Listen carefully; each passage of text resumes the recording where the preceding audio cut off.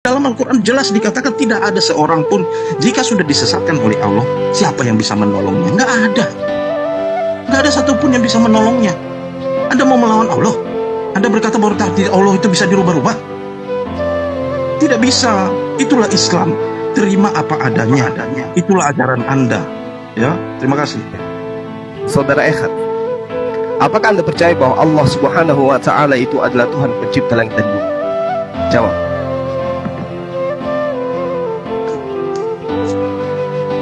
Silakan. Saya tidak percaya. Nah. Udah terjawab kan? Kenapa Anda tidak percaya? Siapa yang Kenapa Anda menyesatkan saya? Kenapa Anda tidak percaya? Siapa yang membuat saya tidak percaya? Saya tidak tanya itu. Kenapa Anda tidak percaya? Ya karena di dalam hati saya berpikir saya tidak percaya. Siapa yang membuat saya tidak percaya ini? Nah, siapa yang membuat hati Anda tidak percaya kepada Allah? Bukankah Allah berkata siapa yang disesatkan tidak ada tunggu, jangan larikan ke Allah. Jangan larikan ke Allah. Jangan menuduh kepada Allah. Tanyakan kepada diri Anda sendiri. Siapa yang membuat Anda tidak percaya kepada Allah Subhanahu wa Ta'ala? Jawab. Yang membuat saya tidak percaya kepada Allah Subhanahu wa Ta'ala gitu. Ya, memang siapa? Berarti Anda sendiri yang menyesatkan diri Anda, bukan? Lah, itu kalau sorry, Islam. Oke. Sahabat-sahabat muslim yang dimuliakan oleh Allah Subhanahu wa Ta'ala, kita melihat bagaimana kebenaran Al-Qur'anul Karim. Memang diterangkan dalam surah An-Nahl ayat 37, in tahris ala hudahum fa innallaha la yahdi man yudillu wa ma lahum min nasirin.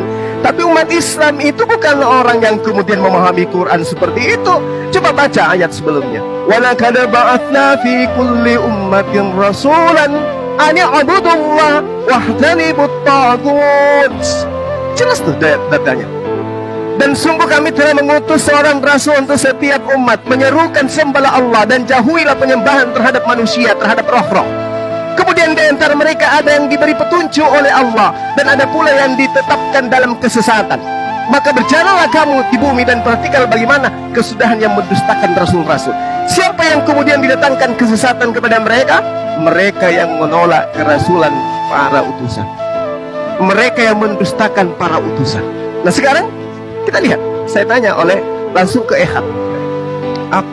Apakah Anda percaya Allah Subhanahu wa Ta'ala itu adalah pencipta langit dan bumi? Tidak percaya, kata dia. Lalu kenapa kemudian Allah yang dihakimi? Allah yang mengatakan dia yang menentukan saya untuk tidak percaya. Padahal lisannya sendiri yang mengatakan itu, aku tidak percaya. Dari diriku sendiri aku tidak percaya. Kenapa? Karena Allah datang di abad ke-6. Karena Allah itu mengajarkan ini, mengajarkan itu. Karena Allah itu alasannya, bukan karena Allah yang mengajarkan dia. Nanti kemudian setelah datang kebenaran, ditolak oleh beliau. Kebenaran itu udah nyata tuh. Dia katakan tadi, sudah ditakdirkan kita bertemu, kita berdialog hari ini dan seterusnya. Apakah Anda sudah ditakdirkan untuk menolak Allah? Tidak. Allah diberi akal oleh Allah untuk menentukan Allah SWT itu Tuhan atau bukan. Disitulah poinnya. Lalu kemudian Anda mengatakan tidak ada free will dalam Islam. Apa pembuktiannya? Anak dibunuh. Bagaimana kemudian Allah mengatakan dia free will sementara Anda membunuh anak kecil? Kawan, coba Anda lihat di dalam Yosua 6 nomor 21, Ulangan 20 nomor 16. Tetapi di kota-kota bangsa-bangsa itu diberikan Tuhan Allah, oh kepadamu menjadi milik usaha kamu, jangan kau biarkan hidup apapun yang bernapas. Kenapa nggak diberikan anak kecil itu bertumbuh menjadi orang dewasa, kemudian dia menjadi orang beriman? Kenapa harus dibunuh dari sejak dia bernapas? 1 Samuel 15 nomor 3. Jadi pergilah sekarang, kalahkanlah orang Amalek, tumpaslah segala yang ada di dalamnya, jangan belas kasihan kepadanya, bunuhlah semuanya, laki-laki maupun perempuan, anak-anak maupun yang menyusui, binatang lembu, domba, unta maupun keledai, bunuh semuanya, jangan kau biarkan apapun yang bernapas. Loh, kenapa orang-orang yang belum sempat menjadi dewasa dibunuh juga? Apakah saya boleh mengatakan bahwa itu tidak ada kehendak bebas?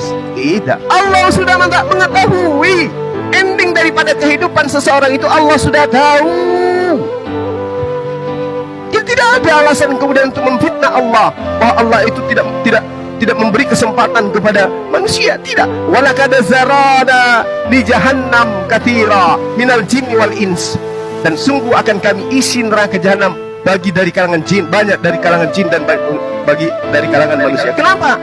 Mereka memiliki hati, tetapi tidak dipergunakan untuk memahami ayat-ayat Allah. Mereka memiliki mata, tidak dipergunakan untuk melihat tanda-tanda kebesaran Allah. Mereka memiliki telinga, tidak dipergunakan untuk mendengarkan ayat-ayat Allah. Ini yang diterangkan oleh Al-Quran, Al-A'raf ayat 179.